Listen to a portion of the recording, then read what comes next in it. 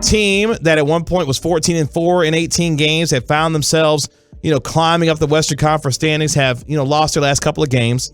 They lost on the road to the Orlando Magic despite Luka Doncic's exploits. 10-win Orlando.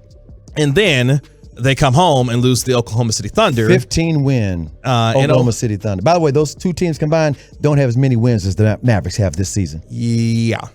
And now with the broken bone in the foot of Tim Hardaway Jr., who most likely will be out for the rest of the season as he recovers from surgery, Kristaps Porzingis is dealing with a bone bruise in his right knee, which can be very tricky. And of course, now a team that got off to a slow start dealing with COVID, injuries. 10-day contracts. Luka Doncic, dealing with injury with the ankle and the knee. Porzingis, various injury and ailments. COVID. As the season has gone on. COVID as well. Luka too. And a team that was still changing its identity from an offensive team to a defensive team, which they have been able to accomplish, obviously, this season under Jason Kidd and defensive coordinator Sean Sweeney, who's done a terrific job with this team. But could this team use an upgrade when it comes to a little bit more scoring punch, especially now that you've lost Tim Hardaway Jr.? And then there's questions about Jalen Brunson, Dorian Finney-Smith, who will both be unrestricted free agents at the end of the season. Do you potentially move a Brunson or a Dorian Finney-Smith to try acquire some kind of assets without potentially losing them for nothing if they walk in free agency? Now, Mark Cuban is on record saying that he wants to keep Jalen Brunson. He wants to keep Dorian Finney-Smith. They are a part of the future, he believes, for this team. But I thought this one was very interesting, and I thought you would want to hear this one. In this trade scenario that the Mavericks would have that would blow up the NBA playoff race, the Mavericks would add Blazers guard CJ McCollum and forward Larry Nance for their potential title run. Now, the trade scenario that's put forward is this.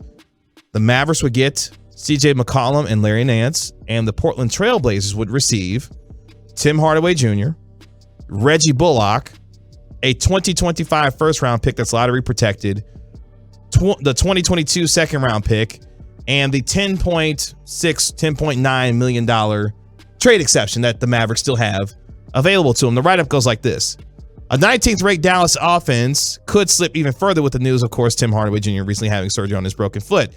The 29-year-old is the Mavericks' fourth leading scorer at 14 points per game.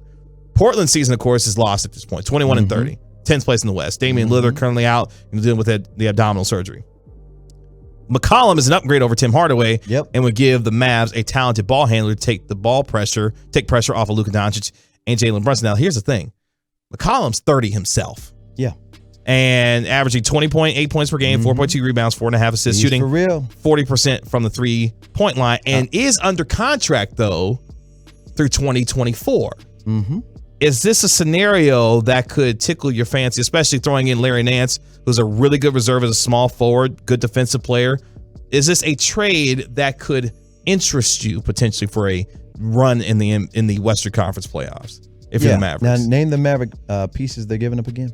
Tim Hardaway Jr., Reggie Bullock, a 2025 first-round pick that's lottery protected. The 2025 pick, okay. Mm-hmm. Okay, let me tell you, I'm not one of these guys that just, the pick. Because you don't know who the pick might be. You follow what I'm saying? There's pluses and minuses to having a pick if you don't know what to do with it. That being said, I like it because Jerry's word, fungible. The NBA is very fungible.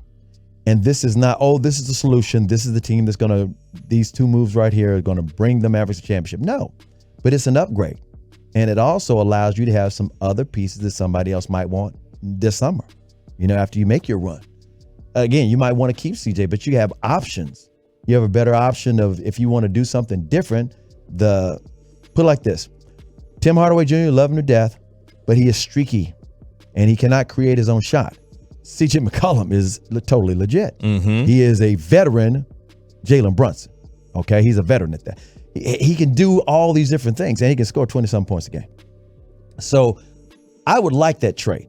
I'm not saying it's going to win the NBA championship for the Mavericks. This is the season the Mavericks are looking to win the NBA championship. Luka is 22 years old. He is not 28, and oh my God, he's at the end of a contract and he might leave. No, he's not. He ain't going nowhere. That being said, even Michael Jordan, all the great players never have won a title until they were like 26 or 27 years old. It takes years. So as you continue to build, I wouldn't mind that particular move. I'm not saying that's the end all. I'm just saying that gives you even more options down the road. I feel like the Mavericks are in a very, very interesting spot right now as they currently are. They're 29-23. You know, they're going to make the playoffs. But when you start thinking about the long-term future of this team, the decisions that they're going to have to make, next year, Luka Doncic's, rookie max extension kicks in. You're still paying Porzingis over $30 million. You got Jalen Brunson and Dorian Finney-Smith both as unrestricted free agents. You have Tim Hardaway Jr., who's going to be coming off of a Jones fracture going into next year. Now, he does have a descending contract. His contract is very tradable and very friendly in that way. So if you wanted to move Tim Hardaway, you could based on, what you've seen from him as far as his past performance, but also the kind of contract that he has that would make him a pretty good, trade asset. How the Mavericks decide to move, not just for the rest of this regular season when it comes to the trade deadline, because I don't ultimately believe they're going to move Brunson or Dorian Finney-Smith. I don't think they're going to move either one. They're going to run it back for the rest of the season and see how it goes. But then this summer, though, how do you justify potentially keeping both Brunson and Dorian Finney-Smith and the core of this team when we're talking about Doncic, Porzingis, Tim Hardaway Jr., Brunson, and Dorian Finney-Smith, and justify that to a fan base that's going to look at it and say, well, you're just going to run it back again for another year? And where does the growth of this team happen if Dorian Finney-Smith and Jalen Brunson top out as far as their growth is concerned? Because Brunson's taken a lot of leaps and bounds this year. Dorian Finney-Smith continues to be a really solid defender, can guard 1 through 4, can shoot from the three-point line. Celtics want him so bad they can't see straight. That's what I'm saying. So how do you stand pat and hope these guys continue to grow, or do you potentially take some risks and say, well, maybe in order to go from good to great, we may have to move on from either Brunson or Dorian Finney-Smith, and maybe potentially Porzingis and Hardaway to try and figure out how do we acquire other assets or players to make this thing elevated to give Luka Doncic the kind of running mate that he needs to eventually win a championship. I think that's where they are right now as far as their decision making and what they have to do to move forward here. And I think what you're going to find out is those guys are going to make some moves. Nico Harrison has been on the job since this summer. He's got Andrew Baker, and I keep saying this over and over. You hear me say it over again, but we always have different Tolos listening in or new listeners all the time that don't know anything about Andrew Baker. Andrew Baker is the cap guy from the Brooklyn Nets who, when KD and Kyrie said we're going to bring our talents to the Brooklyn Nets playoff team, he kept that nucleus together. And when James Harden said, I want to join them with my $40 million contract, he didn't do a Houston to Brooklyn trade. He did a 4-team trade because he's clever like that. Andrew Baker is the secret to getting things done for the Dallas Mavericks because he knows the ins and out. He knows every roster in the NBA. So whereas Nico Harrison's gift, unlike Donnie Nelson, Donnie can recognize talent. Nico's gift is his relationships. He can get the deals done with his relationships overall, and plus he knows business. You don't become the executive director, vice president of basketball for Nike Worldwide, North America, if you don't have years of experience in relationships with front offices, with players, with their agents, and offering up, hundreds of millions of dollars of contracts and saying this guy is worth it. So he knows talent, but he's got the relationships. Donnie didn't have that. So what does this summer hold? What I said last summer still holds true. The team that you see, this is what I said in August. The team that you see now is not going to be the same team that you see moving forward. Moves are going to be made, but they have to get into their positions. Kids got to see what he's got. They've got to see what they got before they throw away something that they might find valuable.